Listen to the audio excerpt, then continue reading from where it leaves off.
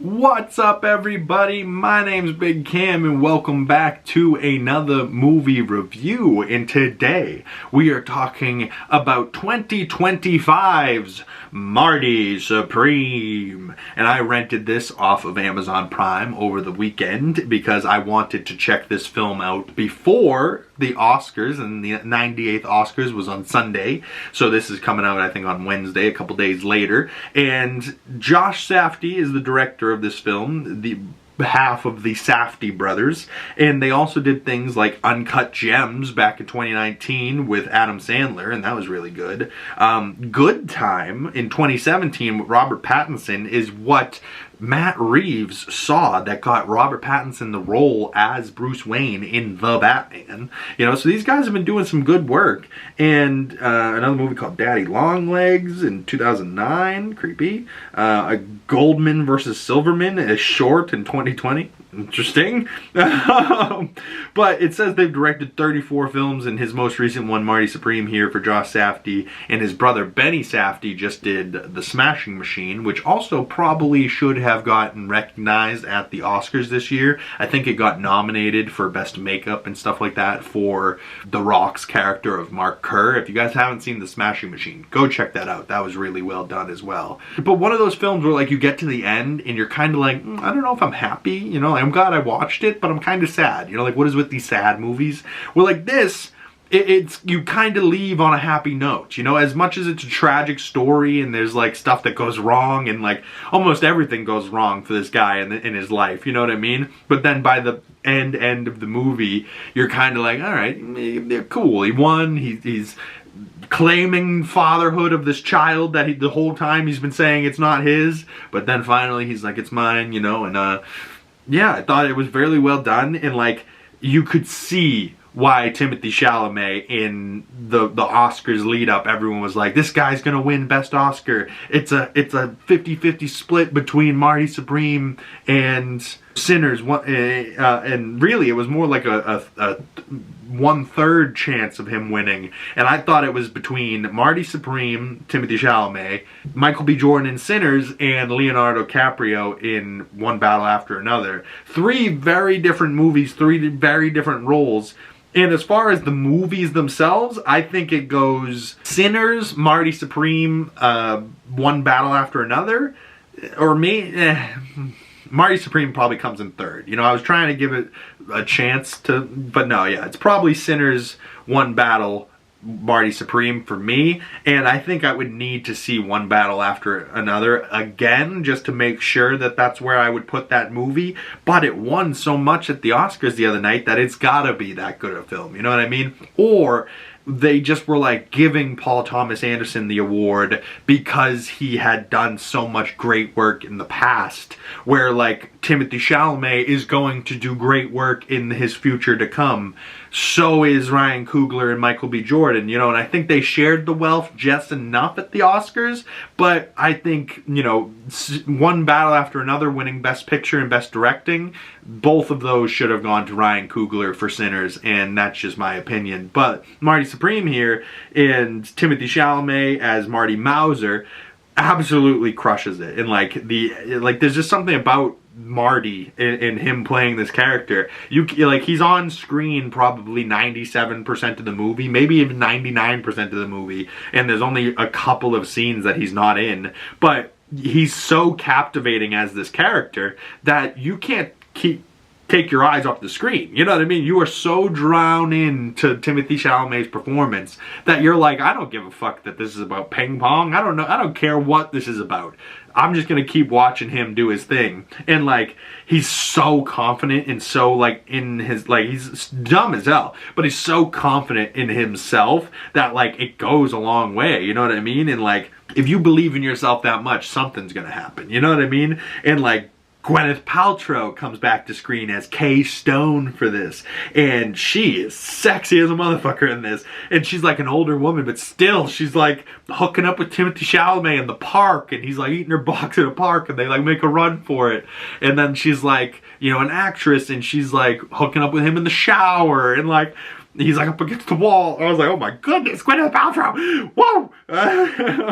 But then there was also Odessa Azion in this movie, and she was playing like a pregnant woman this whole time, so she's got like a fake pregnancy bump on her the whole time. But Odessa Azion is one of those bitches that's like new and like just found her within 2020, end of 2025, early 2026, and like the first time I laid my eyes on this woman, I was like, I don't know what Odessa Azion's vibe is. Like, I've obviously never met her in person, but she seems like somebody I would love to have a blunt rotation with. You know what I mean? Like, I would love just to kick it with her and just pick her brain and just be like, yo, listen, so what kind of movies you like? Well, fucking your hair, you look like you're from an 80s hair band, but somehow you're pulling it off in 2026. I don't understand.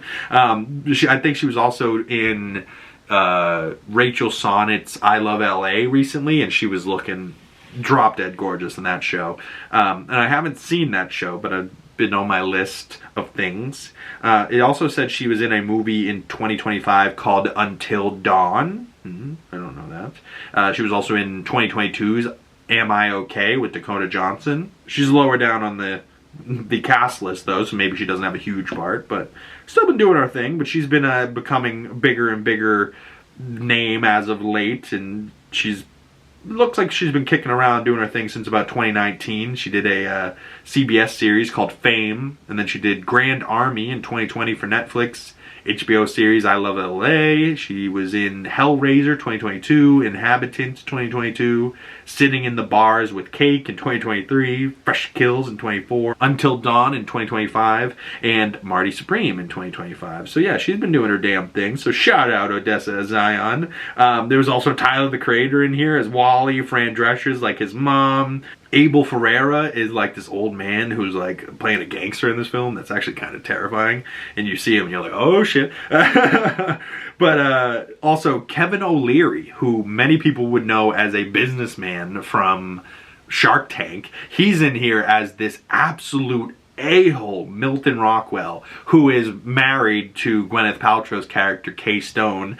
And, you know, he's a businessman and he's putting on this event, and he's like, you know, wants Marty to come and lose and like be able to pay him a bunch of money, and Marty's like, fuck you, I'm not gonna lose on purpose, you know, tells him to go fuck himself. And then they get like at each other's throats, and then he has to beg him for like another chance, and he's like, please, I'll work for you, I'll do whatever you want, I need to get to Japan. And he's like, okay, yeah, sure, go get the paddle, I'm gonna spank you. And he actually spanks Timothy Chalamet's actual bare ass in this film. And, you know, shout out Timmy Chalamet for going there, but also Kevin O'Leary definitely enjoyed that way too much. And like, he played the asshole Milton Rockwell a little too easily. You know, like sometimes it's like they're acting and they're like, oh wow, he's a really good actor for doing that. This was just kind of this asshole in person, and he's an asshole in real life, and he played asshole in this movie easily. And I didn't really like him. The whole time I was like, this guy's a fucking prick. I can't stand him. But, you know, in the end, he ends up beating him. Not really, but, you know, plays in a real match against the #1 player who had previously beat him and finally beats him, but then isn't allowed to play in the tournament, so he gets a ride home with the military, and he goes back to see his baby girl or baby boy or whatever. Oh, I think it was a son. And the nurse is like holding the baby up to the window, and that's like kind of the end of the movie. He's like crying, looking at this his kid through the window, and the nurse is like, "You want me to?" But I thought it was just funny because it was like a brand, like it's a newborn baby, and the baby was apparently born 4 weeks early because she was like saying like she had got shot in the shoulder or something. They're like, when are you due, honey?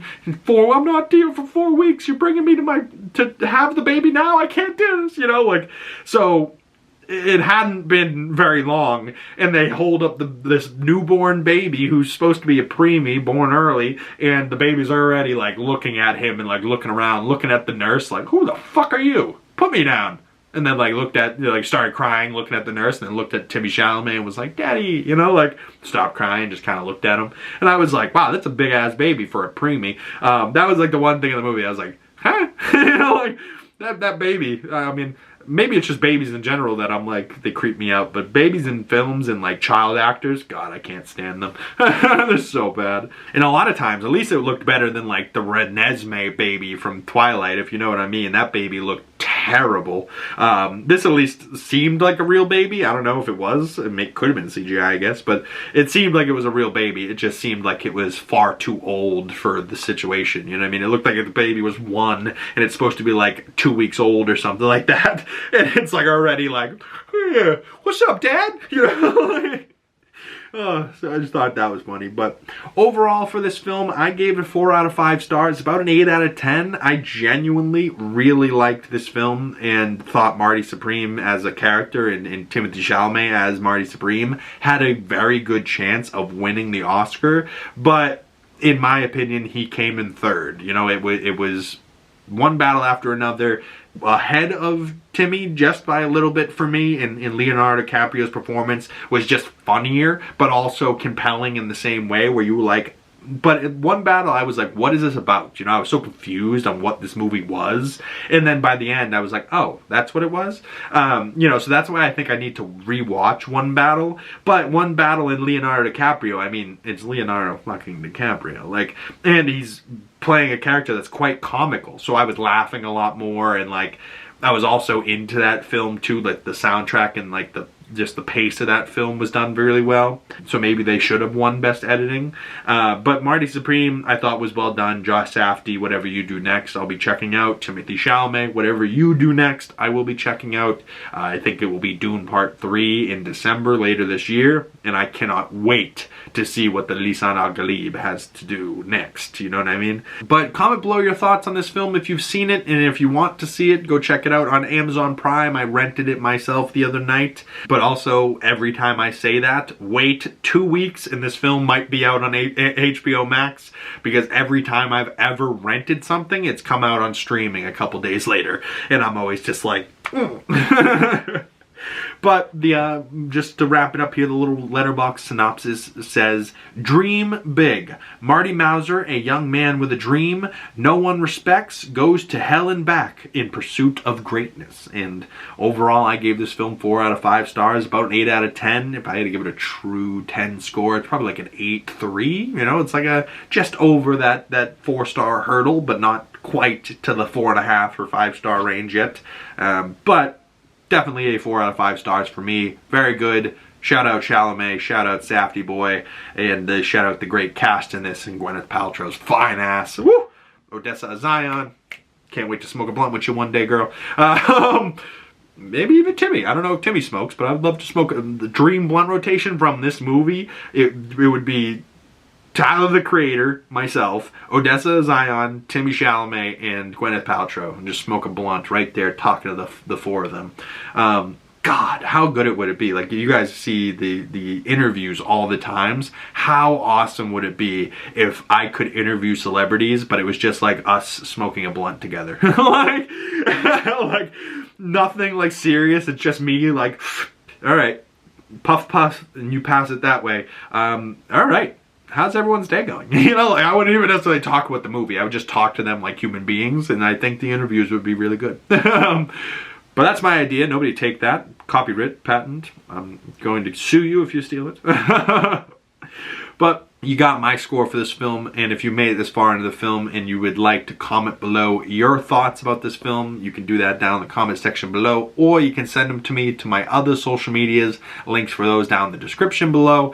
And if you made it this far into the video and you would like to support the channel, the best way of doing that is dropping a like, commenting down below, subscribing if you haven't already, hitting that share button and share copy link, and just doing that helps the channel a long way, or share this video with a friend, and make sure you guys hit that bell so you don't miss future movie reviews and you get the notifications when those come out. Once again, my name is Big Cam, and I will see you gorgeous folks in the next video. Peace.